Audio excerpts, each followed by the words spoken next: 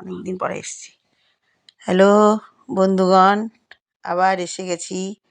অনেক দিন পরে এসেছি। এই যে দেখো, হাঁসের মাংস রান্না করা দেখাবো। হাঁসের মাংসর মধ্যে লেবু পাতা দিয়েছি আমি, নাহলে একটা গন্ধ থাকে, সেই গন্ধটা থাকবে না। হলুদ, জিরার গুঁড়া, লবণ, ধনে গুঁড়ো, জিরা গুঁড়ো, যে বাটা মশলা, মানে মিক্সিতে করেছি, মিক্সিতে কাঁচা শুকনো লঙ্কা বাটা দিয়ে তোমাদেরকে দেখাবো। অনেক দিন পরেই দেখিয়ে দিচ্ছি। এই যে সরিষার তেল দিয়েছি, দিয়ে তেজপাতা দিয়ে ভালো করে এটাকে মেখে নিতে হবে। ভালো করে হাতের মধ্যে দিয়েই, মানে আধা কষানো, মেখে নিয়ে আলু ভেজে নিলাম। এই যে আলু ভাজছি, আলুগুলোকে ছাড়বো। দেখুন, আলুগুলো ভাজা হয়ে গেছে। এখন মাংসগুলো দিয়ে দিব কড়াইয়ের মধ্যে। সুন্দর করে মাংসগুলো, কাঁচা মাংসগুলো দিয়ে কষিয়ে নেব।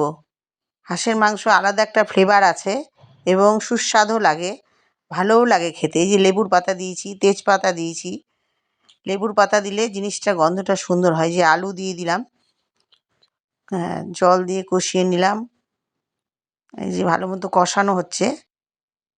হাঁসের মাংসটাকে খাসির মাংসর থেকেও কষাতে হবে ভালো করে। কষিয়ে নিয়ে, সেদ্ধ হতে বেশি টাইম লাগে না, এত সুন্দর রান্না হয়। এই যে জল দিয়ে দিলাম, গরম জল, সেদ্ধ হবে তাড়াতাড়ি।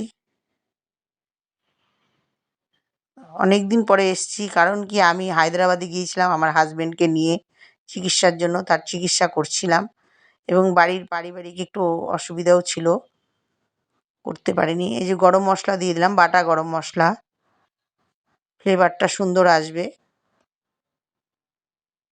আমার বাটা জিনিসই বেশি পছন্দ হয়, আমার ওই প্যাকেটের জিনিস বেশি পছন্দ হয় না। আমি হ্যালো, বাই বাই, তোমরাও করে খেয়ে দেখবে।